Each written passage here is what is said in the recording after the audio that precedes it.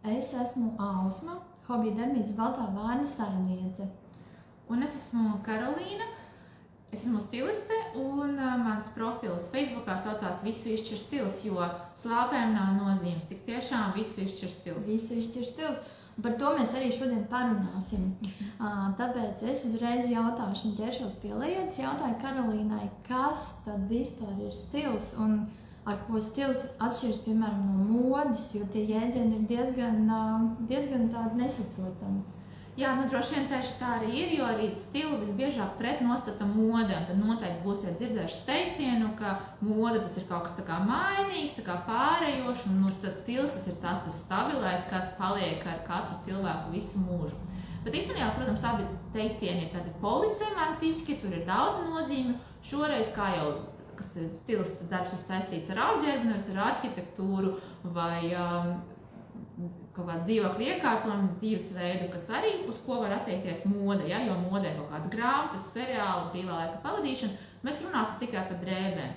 Un te man ir jāpiekrīt, jā, ka mode tas ir kaut kas, nu tāda tā kā masveidā iztiražētie veidi, kā mēs ģērbamies, un tad mēs sakam, ka šobrīd šajā laikmetā ir kaut kas konkrēts modē. Un līdz ar to mode var būt jebkāda, viņa tikai vienmēr piesaistīt kaut kādiem platumgrādiem, kultūrai, jā, un laikmetam.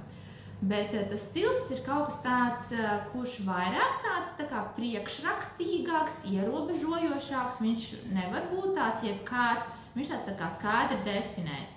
Un, piemēram, ir lietišķais stils, un mums jau skaidrs, ka tur iekšā būs kaut kāda rezervēta krāsu gama, tur būs žaketes, bikses, tāda taisna silueta, zīmuļveida svārki, un noteikti tur nebūs kaut kāda rišas, volāni, tēkrekli ar Mickey Mousiem, mini garumi. Tā kā viņš iedod tās tā kā spēles noteikums.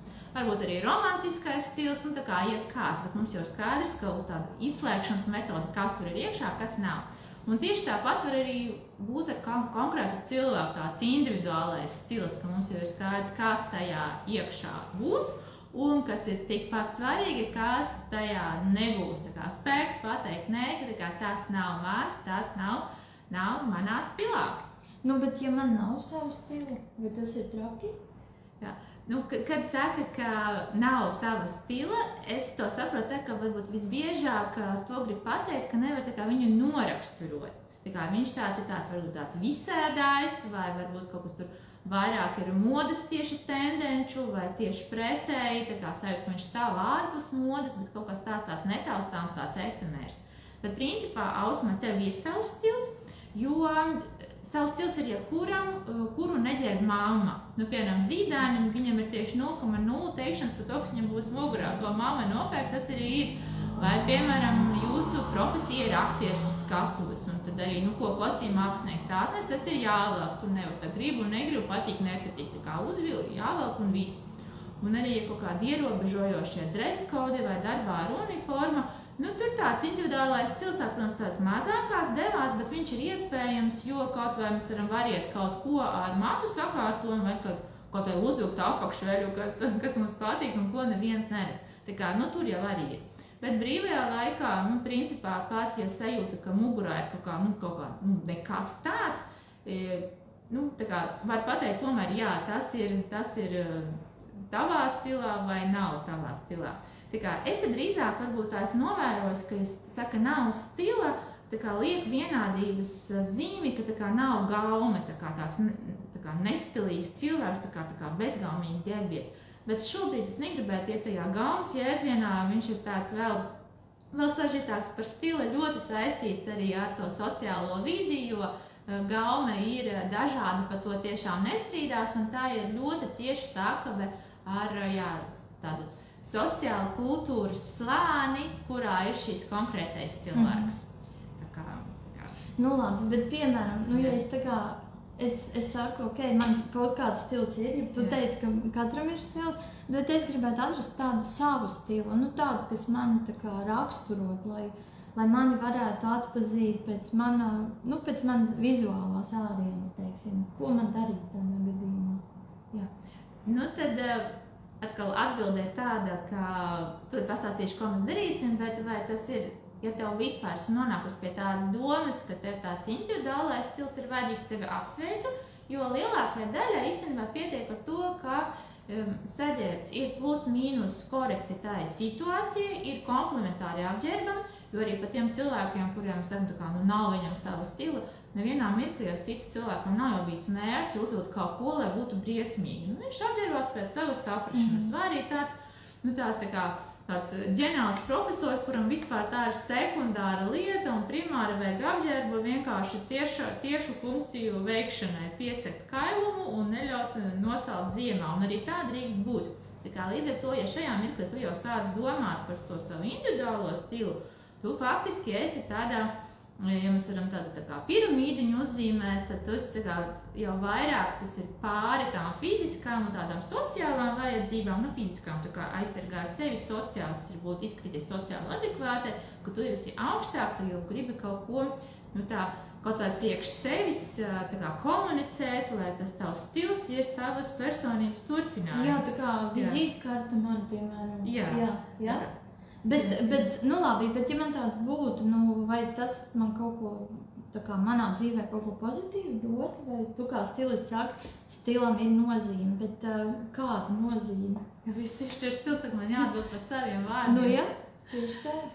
Ja cilvēkam ir tāds plus mīnus, tāds definējams savs stils, tas stipri atvieglo dzīvi, kaut vai to vien, ka ir 95% drēbju, un tādu stila novirzienu, kuriem mēs varam pateikt nē. Jo šajā mirklī mums tiešām ir tik tā mode, un arī, kas ir arī drēbes ārpus modes, viņas ir tik dažādas, mēs aizējam uz veikalu, mēs varam nopirkt visu. Šārās bikses līdz potītē, platās bikses grīdā, platās bikses negrīdā, tad ir superplatās bikses. Tad kaut kāds piegulošs skinī, tā kā ir viss, un moda arī pateica, ka modē ir gan tas, tas konkrētais modelis tā kā ar vienu kāju, tā kā iet ārpus, šis ir pavisam svaigs, bet tā kā tā izvēle liekas milzīga, un tad mēs varam tā kā apjukt un nesaprast, un kas tad ir priekš manis. Un tas savs stils, ko mēs atsījājam, kas ir mans, kas nav mans, viņš stipri atvieglo iepirkšanos, jo tā kā lielāko daļu mēs tā kā uzreiz atmetam, un tad tā kā to, kas paliek, tad mēs sākam tā jau kombinēt savā starpā, un tas ir pats, ka pirmais arī solis prom no tās sajūtas, kas kapis pilns, un vilkt nav ko, jo pilns taču ir pēc fakta, bet vilkt nav ko, tāpēc, ka tās drēbes tika dažādas, ka tur slikti komponējās kopā jau pēc noklusējuma, vai arī pašam valkātājiem trūkst tās kompozīcijas, tās teorijas zināšana, lai mācētu no tiem ingredientiem uztaisīt garšīgu ēdienu, pēc analoģijas ar kulināriju. Tā kā līdz ar to tev vienkārši, es ticu, ka tev paliks vieglāk tieši sadzīviski dzīvot. Es varu pateikt, godīgi tieši tā arī ir, jo man ir skapī apģērbs, kuru es nesaprotu, ko ar viņu darīt. Tās ir pārsvarā lietas, kuras es vienkārši aizēju uz veikalu, kad man kaut ko vajag, es ieraugu, šis man patīk, uzvelku arī der, un tad es arī nopērku, Bet problēma sāks tas, ka tad, kad ir tas kaut kā jāsaliek kopā, un tad tu nesaproti, vai tas ir man vai nē, it kā patīk, bet it kā kaut kā nav par mani vispār stāsts, patīk tur kaut kāds kostīms, bet uzvelku un jūtos tā kā svešā ādā. Un īstenībā šajā sarunā ir arī tāds mazs āķis, jo mēs kopā ar Karolīnu esam strādājuši jau gadu, vai vairāk pat īstenībā, un sadarbojoties dažādās meistarklasēs, kuru Karolīna ir vadījusi stila meistarklases šeit Baltijā Vārnā, mēs nācām pie secinājuma, ka vienā meistarklasē var pastāstīt tikai par vienu tādu niansi no tām visām lietām, par mūsu apģērbu, par stilu vai par, par figūras tipiem vai par rakstiem vai par kaut ko citu. Un tas ir tā kā izrauts gabaliņš no tās kopējās bildes un nekad nesanāk salikt to visu kopā. Un tāpēc mēs jau pavasarī īstenībā, vasaras sākumā, mēs sanācām abas kopā un salikām galvas kopā un nolēmām izveidot kursu, kurā būtu tad viss tas kopā arī apkopots, par ko mēs visu laiku runājam dažādās meistarklasēs, bet lai tas būtu secīgi, lai tas būtu tā, ka es personīgi ļoti gribu šo kursu apmeklēt, un, teiksim, tā ir tā mana sāpe, un tad es izejot šādu kursu, varēšu atrast to savu stilu, ja, ko es tiešām gribu, ļoti, ļoti gribu.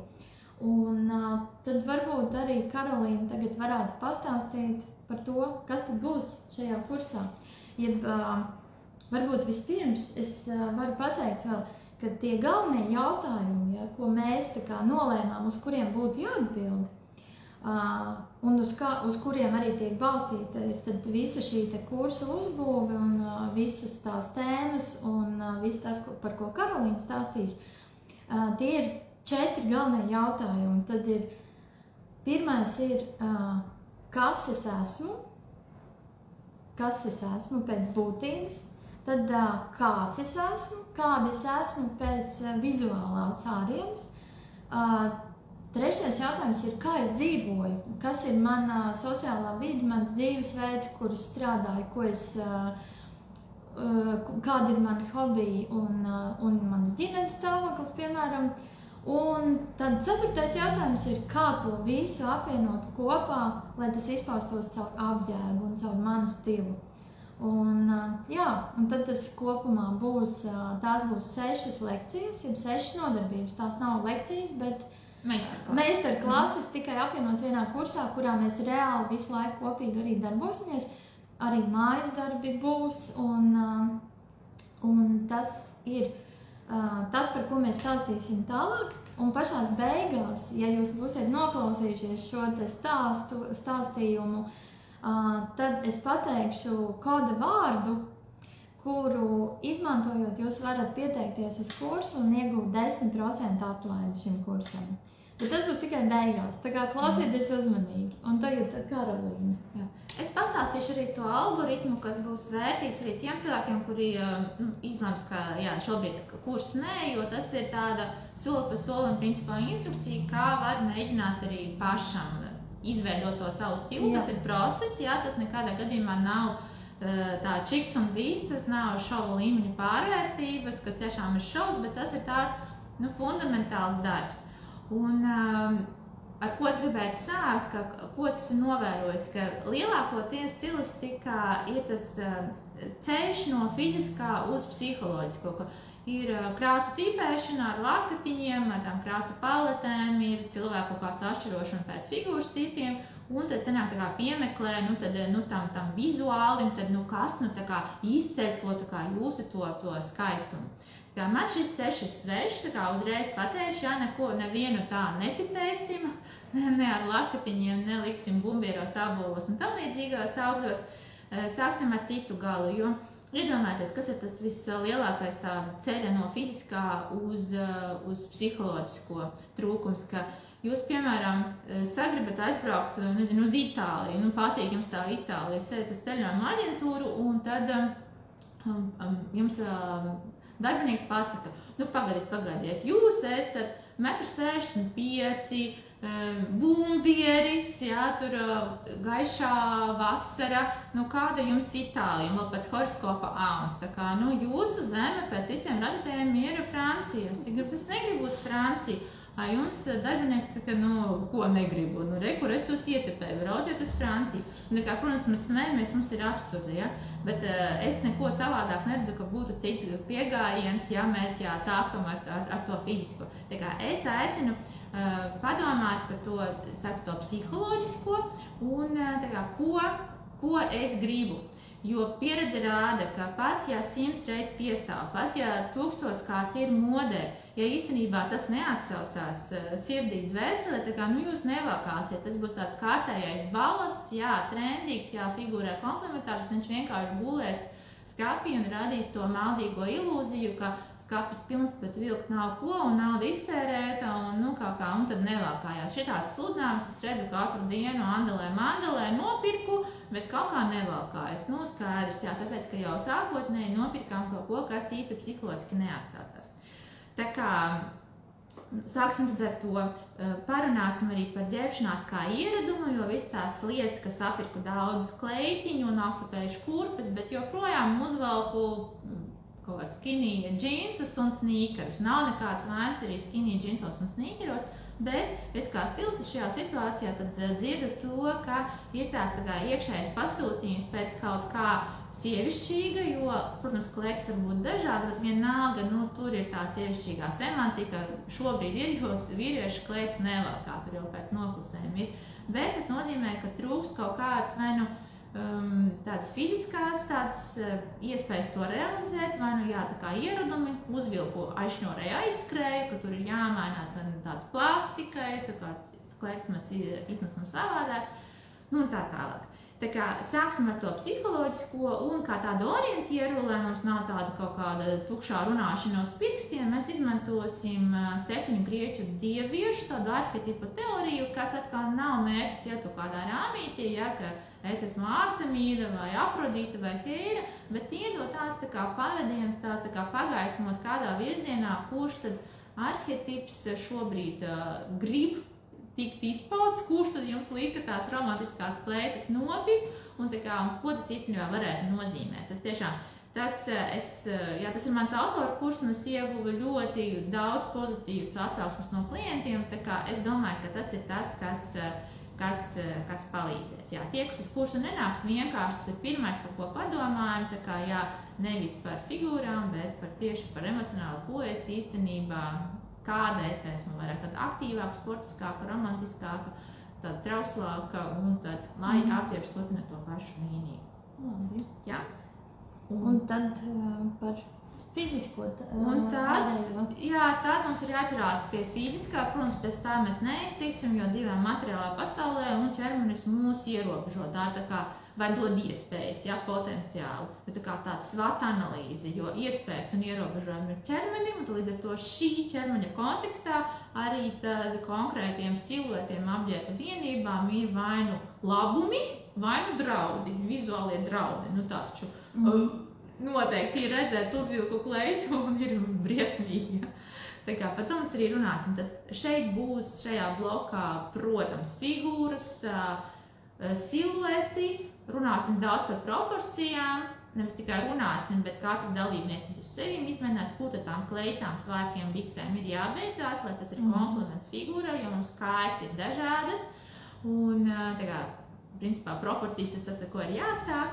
Būs arī petite size un plus size. To mums adaptēsim atkarībā no vajadzībām, bet man ir svarīgi šīs kategorijas, kas diemžēl bieži tiek ignorēts veikalu piedāvājumos, tomēr uzrunāt, jo tur ir sava specifika, tad kas mums ir vajadzīgs, kāds silueti un primāri kādas proporcijas tad šādiem augumiem. Un galvenais mācīsimies arī šajā blokā par ķermenisko novērtēt uz aci to modeli, ko mēs redzam iepērkoties internetu veikalā vai ejot klātienē, viņš ir uz pankramā, tā kā saprast vispār, vai šī divdimensionālā forma virsū tai manai trīsdimensionālā formai vispār vai vērts tērēt savu darbo laiku un vilkt mugurā un varbūt tad piedzīvot vilšanos pieliekošanas kabīnē, ka neizskatās. Tur jau bija sākotnēji skaidrs, ka neizskatās. Tā kā tas atkal atvieglos jums to ietikšanos, vienkārši ietaupīs laiku, atkal tas spēks tā kā atpazīt un pateikt, nē, tā kā tas nav mans. Tā kā tas būs tas.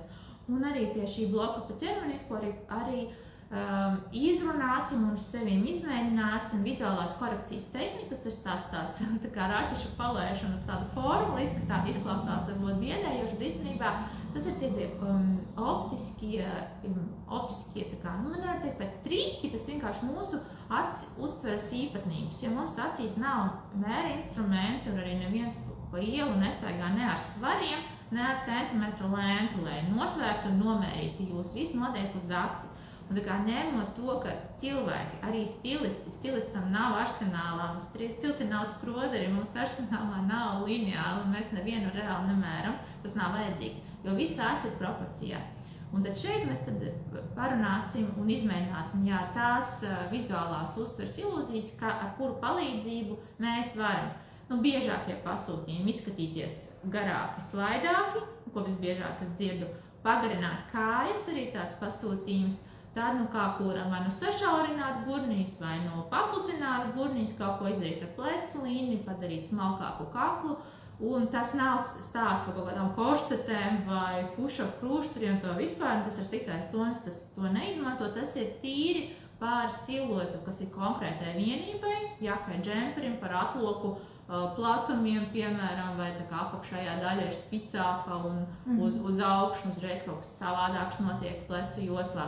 Vai tie ir šaurāki atloki, vai varbūt šāla apkakle vispār. Nu, tā kā tās būs visas tās detaļas, kas atkal jums palīdzēs momentācijā. Redzu blūzi, apkakle vispār nav manējā. Tā kā manam vizuālam viņi neizdarīs labu. Izgriezums nav tāds, ejam garām. Tā kā tas būs tāds arī diezgan tāds, jā, liels fiziskā bloks. Jā.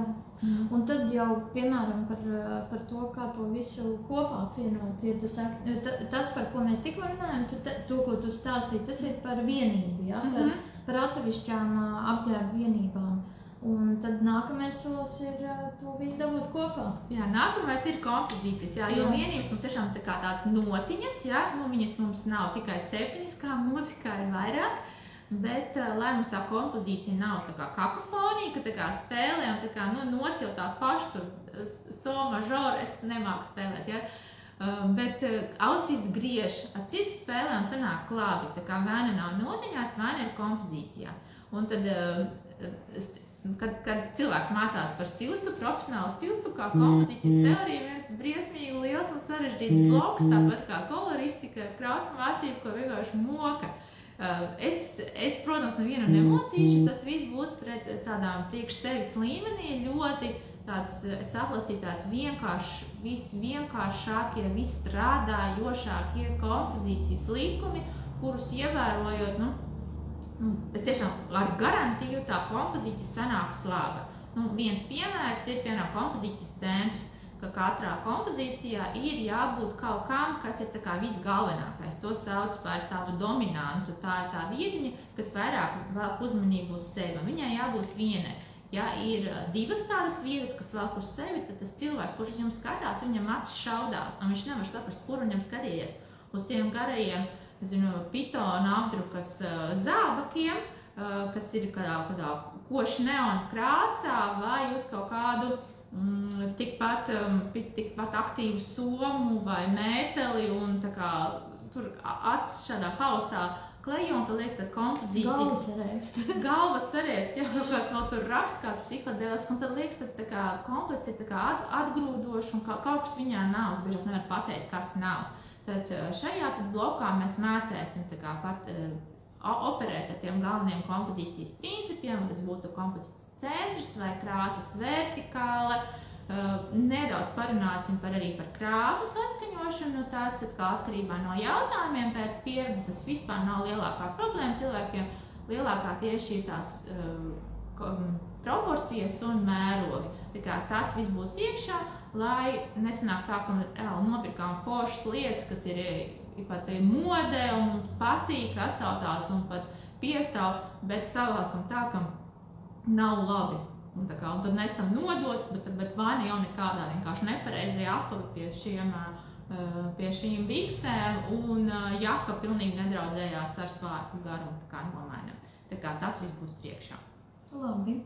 Un tad paliek tas lielais trešais jautājums par to, kā mēs varam atbildēt, kā es dzīvoju, kas man vajadzīgs apģērbā, lai man palīdzētu manā dzīves veidā, ja, jo tas ir, ja es strādāju, piemēram, par vadītāju kaut kādā valsts iestādē, vai ja es strādāju, piemēram, par apkopēju, vai ja es esmu māksliniece, vai ja es esmu tā kā radošās profesijas pārstāv, tas noteikti arī atsauksies manā apģērbā, vai ne? Tas ir ļoti, ļoti svarīgi, kāda ir mana hobija, kāds ir mans dzīvesveids.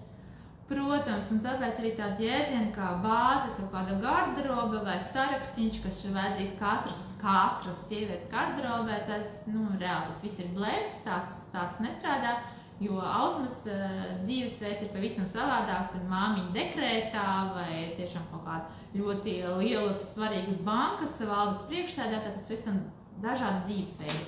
Un tad trešajā blokā tad mēs komplektēsim garderobi nevis kaut kādam mūsu sapnim, pa kaut kādu mūsu dzīvi, ja, ka es esmu daudzbērnu māmiņa, kur saimnieko mājās, ja, bet mana garderoba pusē sastāv no iziešanai gatavām tādām fejas kleitām, augstspēju kurpēs, kurās var tikai sēdēt, un kuras es varu uzvilkt tieši 0,0 reižu. Ja, tad tas ir jautājums, tad garderobā citam cilvēkam, nevis man. Un atkal kaut kāds balasts ar lietām, kuras atkal izskatās, izdara komplimentu figūram, pat labi sakompinējās, bet vienkārši man nav fiziski, kur to visu uzvilkt. Tas vienkārši stāv. Un tad mēs saliksim garderobu pēc tādiem sektoriem, ko mums reāli vajag. Darba apģērbs, apģērbs brīvam laikam arī, kur var tie teātri, kafejnīcas muzeji, vai tas ir laiks svejā gaisā ar suni un 8 bērniem.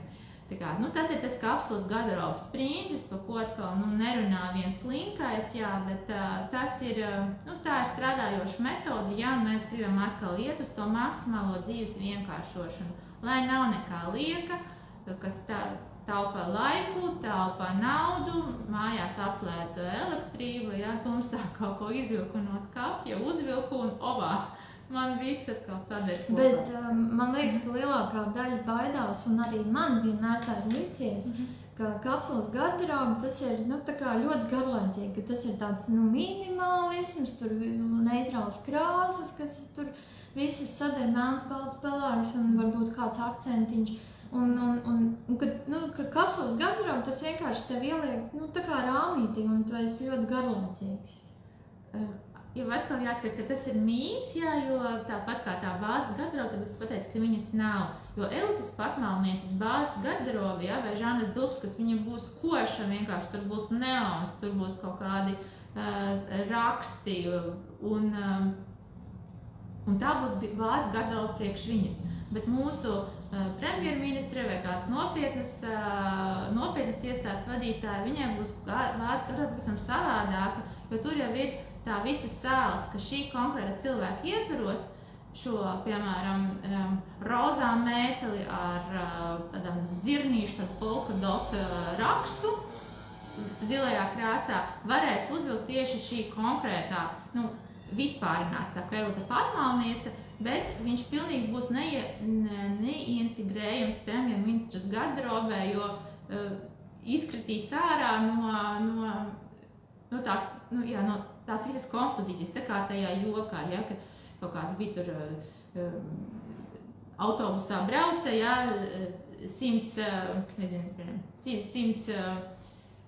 100 bērniņi kaut kādi no skolas un Pamela Andersone, ja, un tas būs jautājums, kāpēc Pamela Andersone, ja, respektīvi, lai nav nekā tāda nejauša, un līdz ar to tas nejaušs būs tikai konkrēta cilvēka ietveros. Līdz ar to atbilst to jautājumu, ja ir satraukums, ka tas kaut kas minimalistisks vai minimalismas stilā, noteikti tas nav lielākoties cilvēku, derēs tāda neitrāla krāsu gama, nekā kliedzoša un ekstravaganta, bet atkal viss atkarīgs no pasūtījuma. Ja sirds prasa ekstravaganci un krāsas, tad būs ekstravagants krāsa, un tieši ar neitrālu camel krāsas mēteli jūs nezināsiet, ko darīt. Labi, tas man īstenībā ļoti, ļoti svarīgi liekas vienmēr, lai es nebūtu tāda, lai es nesaplūstu ar visiem. Tā kā es varbūt gribētu būt tajā autobusā Pamela Andersone, nevis tie 100 bērniņi, bet tomēr tā kā sava stila ietveros un būt vietā, tur, kur nevis braukt tajā autobusā, bet būt tur, kur viņa ir tā Pamela Andersone, kur viņa ir pludmalē un skrien savā sarkanajā peldkastīmā. Labi.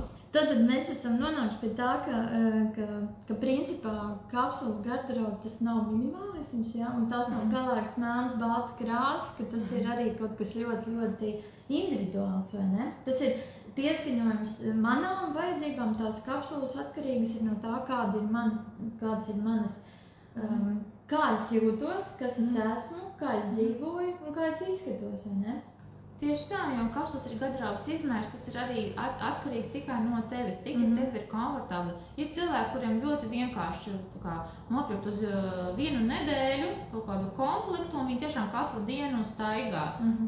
Vienā un tajā pašā, pat kā neburtiski, bet, piemēram, nopērk vienu kreklu 4 krāsās, vai arī vīriešiem, kas ir raksturīgi vienu kreklu, absolūti vienādu, to pašu modeli, vienkārši 4 eksemplāros. Jo tas ir tas, ka viņi atraduši vienkārši katru dienu uzvelk tīru kreklu un dzīvo bez bēdām. Un kapsulas garderobā tā arī sanāk, kurā ir, piemēram, viena modeļa bikses, un pie šiem biksēm ir 4 krekli. Jo tās bikses viņš uzvelk 4 dienas no vietas, un krekli katru dienu nomaina. Un tas ir absolūti ok. Ir citi cilvēki, kuri atkal nevar izturēt, viņiem vai nu ir garastāvs kaut kāds nedēļa, visu nostaigāja, nezinu, tur vienā kaut kādā modelī vai krāsā, pēc tam pēkšņi visi aiziet periods, man vajadzīs kaut kas cits, ir atkarīgs arī cik intensīvi tu patērē kaut kādas modes tendences, vai cik tev ātri morāli apnīk tas, kas tev ir mugurā, un tu vienkārši gribas kaut kādā mirklī to nolikt nost.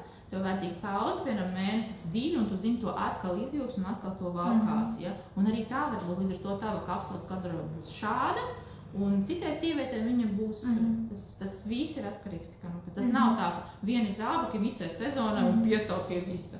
Vispār nekas. Labi, tas man priecē. Un, principā šie lielie jautājumi ir tie, kas arī tad, saliekot kopā, tad vēlreiz ir tas psiholoģiskais, fiziskais un dzīvesveids. Un apvienojot šīs trīs lielās sastāvdaļas, izpētot par sevi konkrēti, tad tu vari izveidot, izmantojot šos dažādos padomus, vari izveidot savu individuālo stilu un savu garderobi. Bet es zinu, ka Karolīnai ir vēl ķirsītes uz kūkas. Jā,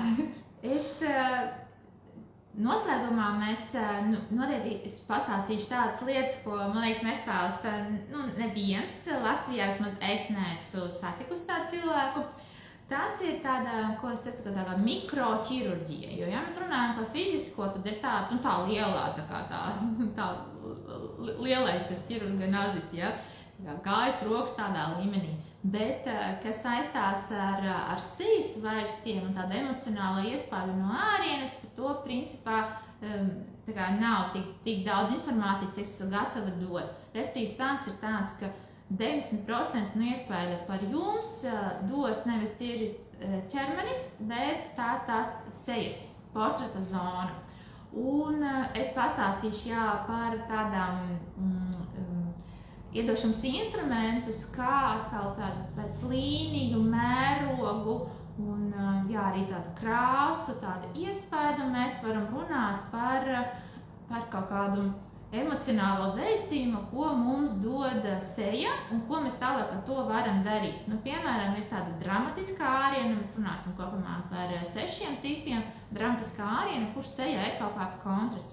Ja jūs, piemēram, nevarat atrauties no kāda cilvēka un tā vizuāli viņu pētot, tad tur ir kaut kas cits, kaut kas, kas aizķer, ja? Vai nu tur ir kontrasts mērogos, vai nu tāda ir gaismas tumsas, tā kā tumšuma gaišuma kontrasts. Vai nu kaut kas, tiesim, visur ir tāds taisnas līnijas un pēkšņi viens kaut kas tā kā izsitās ārā kaut kas tā kā, un tā ir tā Pamela Andersona autobusā, ja?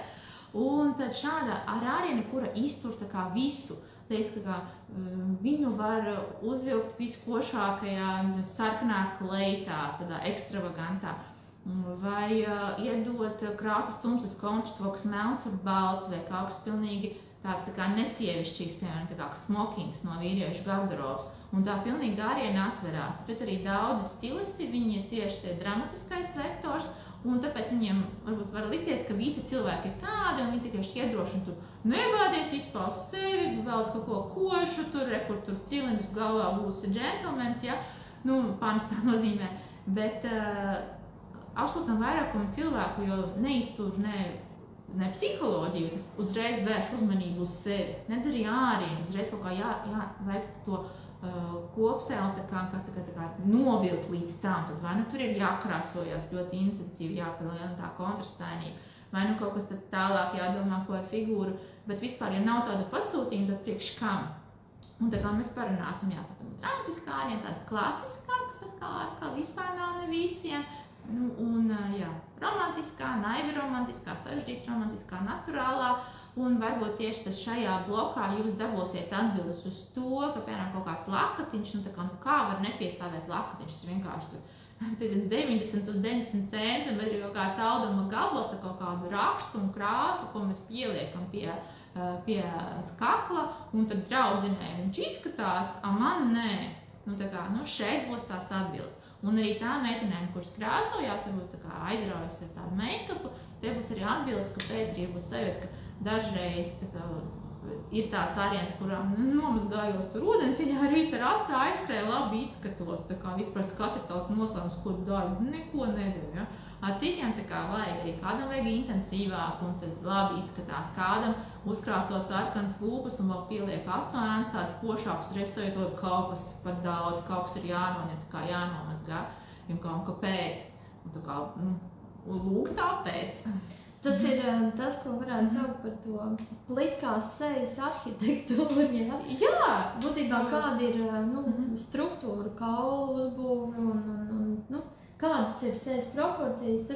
Tas nav par to, kā tu izskaties, kad tu esi make-upā, bet par to, kā tu izskaties, kad tu esi tāds, kāds tu esi droši vien, ja? Tieši tā. Tas ir tas pamats tam, un tad jau to var tālāk. Pamats tam, jā, un tad arī, kad jau bildē ir kaut kāds, nezinu, ļoti aizrāvies ar Photoshopu, vai arī jūs pasūtat savu fotosesiju, tad nogrimējus, un tad ir paskatās sevi spoguli, tā neesmu es. Tas nozīmē, jā, ka vizāžists vai tas dators, tas mākslinieks, kas ar Photoshop strādā, ka viņš vienkārši aizrāvies un uztaisīja to, kas īstenībā nav, un tāpēc ir tas šoks, jo ka tā vispār neesmēs.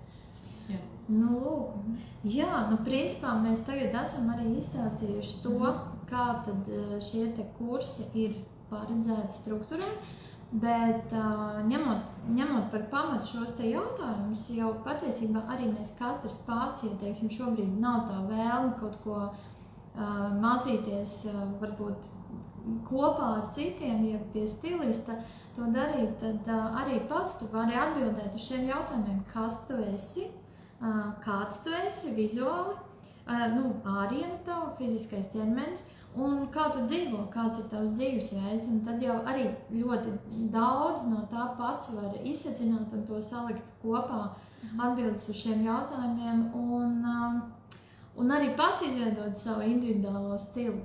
Bet tie, kuri gribētu šo te darīt kopā ar mums, kopā ar Karolīnu, tas notiks Hobiju darbnīcā Baltā Vārna kursi. Tā atrodas Rīgā, Brīvības ielā 73, kas vēl nezina.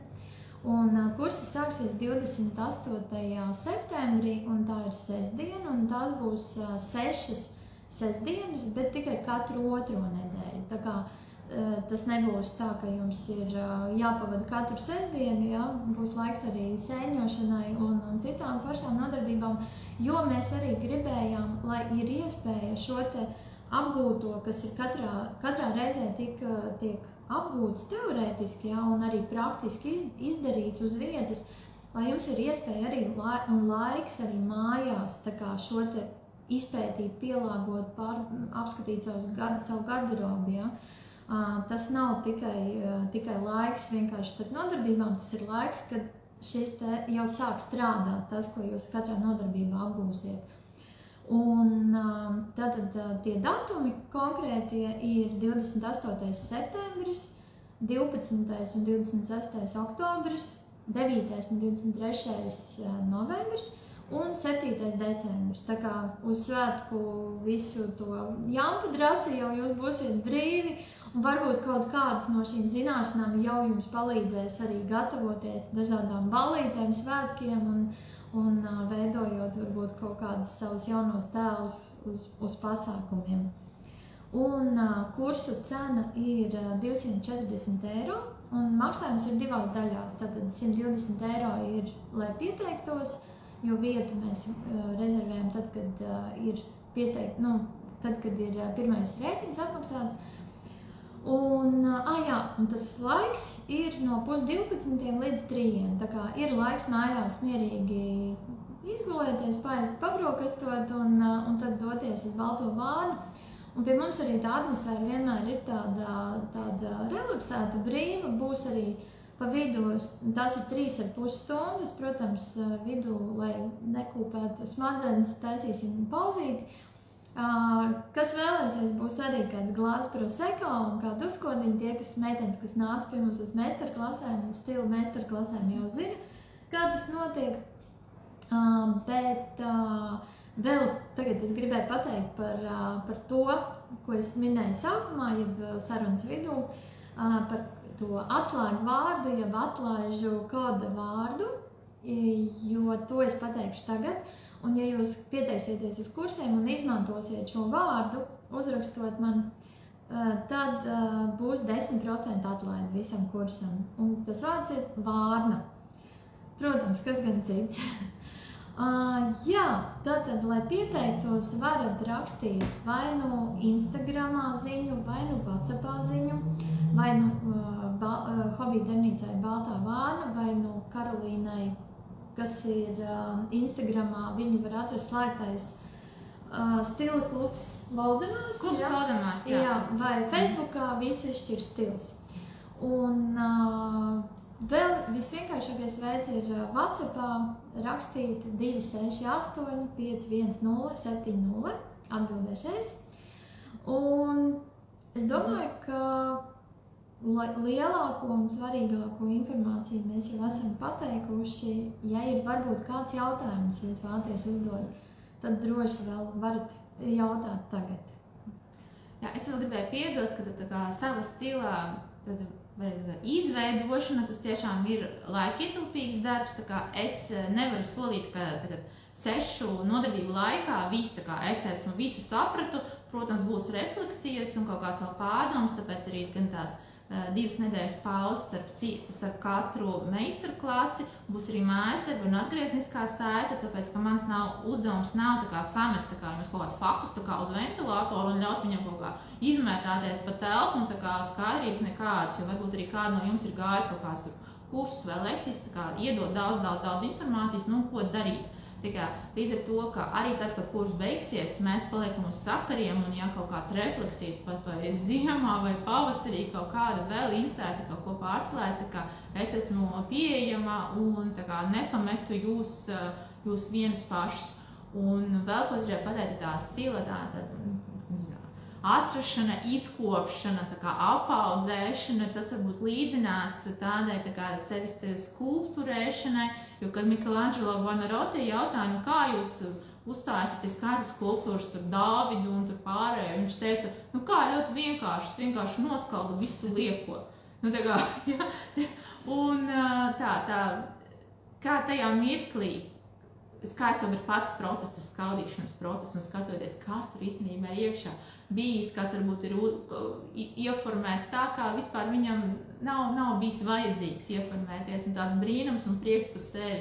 Tas ir ļoti tāds arī, es pat nebīstu šī vārda tāds psihoterapeitisks process, jo tāds, gan es ir redzējis gan prieka asaras, gan tur garderobas revīzijās, gan individuālās konsultācijās, visās tajos notikumos, ka tiešām cilvēks sastopas sevi patieso, un domā, Dievs, jā, tās ir tikai zābaki vai tikai mētelis, bet priekš kām, ko es mocījos, vēl izdevu tik daudz naudas, kaut ko mēģināju, kaut kām atbilst, kādu vēl atdarināt, kaut ko ar to mēteli sev iegūt, kas vispār man bija svešs, un tas ļoti atbrīvo. Tiešām tas visu izšķir stils tādā ziņā, kā tāds atbrīvojošs mehānisms, jo tiešām kļūst vieglāk dzīvot, ne tikai tāpēc, ka garderobē vienkārši nav vairs kaut kādu jocīgu tādu balasta lietu, ne tikai tāpēc, ka mēs pārstājam izdot naudu, laiku par tām lietām, kas nav mūsējās, atkal tas pats arī par cilvēkiem, par mūsu kontaktiem, vienkārši, un tad neejam uz tādām vietām, kas mūs padara bēdīgus, pirms kam svēdzīgs.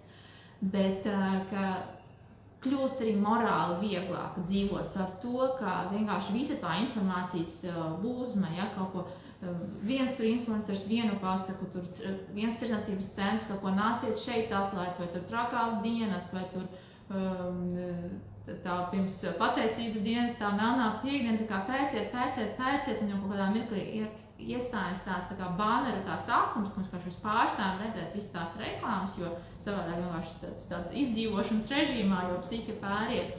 tad, lai tas viss nav jādara, ka šis individuālais stils dod ļoti tāds tā kā bāpugunis orientierus un tiešām kļūst vieglāk, morāli, vieglāk navigēt pa visu to nesaprotamo, varbūt vispār ne jums domāto modas tendenču jūru, un tā ir sava veida imunitāte, jā, pret visu to, kas nav jūsējais. Jā, es domāju, ka te zaudēt vispār nav ko, tikai iegūt un iegūt daudz vairāk nekā vienkārši prastas, smaktas, skaisti ģērbties. Tas ir arī ļoti cieši saistībā ar, jā, tādu pozitīvā nozīmē, tā kā sev patikt primāri, nevis aiziet nobildēties smuki bildītei, tā kā saģērba, jā, kostīma mākslinieks fotogrāfs nolika rociņas pareizā pozā, tad es tur izskatos, ir garāks, ir tievāks, ir viss tāds aplausi fotogrāfam, vēl tur ar Photoshop kaut ko ar sevi izdarīt, tā kā visi, kas jūs nepazīst, pasaka, jā, bet mēs paši paskatāmies, tā kā, nē, tā kā, vai nu svešs cilvēks, vai es to dzīvē nevalkāšu, vai kā būtu, jo es būtu tikpat slaida vizuāli arī trīsdimensionālā veidā pustoties, nevis vienā bildītē fotopozē, jo tā kā tas viss būs šajā kursā.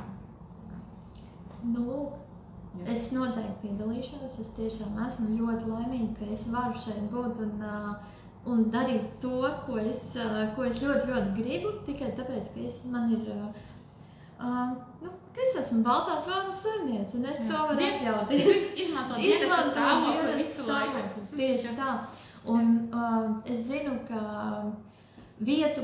par vietām mēs neplānojam milzīgu grupu. Tā būs ļoti kompakta, lai būtu iespēja sarunām ļoti individuālai pieeja. Un pirmais cilvēks jau pieteicās tad, kad tas bija izsludināts tikai Baltās vārnas WhatsApp kopienā, kur tātad viena vieta jau ir rezervēta un aizņemta. Un es ieteiktu jums vienkārši apdomāt, vai tas ir tas, ko jūs vēlaties, un dodiet ziņu, un mēs jūs gaidīsim Baltajā vārnā. Jā, un ja kaut kāds jautājums konkrēti man vai Ausmam, vai jūs pateicat datumus un redzat, ka kaut kādu konkrētu jūs netiekat, ir tāpatās uzrunājot, mēs izdomāsim, ko darīt, jo es arī esmu interesēta, lai neviena no šīm svarīgām tēmām tā kā, nav izlaista, jo kurs ir tik komplekss, cik var būt, jo ne visi ir gatavi veltīt entos gadus, stils tikai apkušanas arī nav vajadzīgs. Jums ir jāiemācās ģērbt tikai vienu cilvēku pasaulē, tikai vienu sevi. Tieši tā. Tā kā to visu rakstiet, ja kaut kādi jautājumi vai kaut kādi, bet. Labi, ja šobrīd jautājumu nav, tad mēs sakām atā. Un tiekamies Baltajā vārnā un meklējot stilu. Ja? Pagaidām. Paldies. Atā.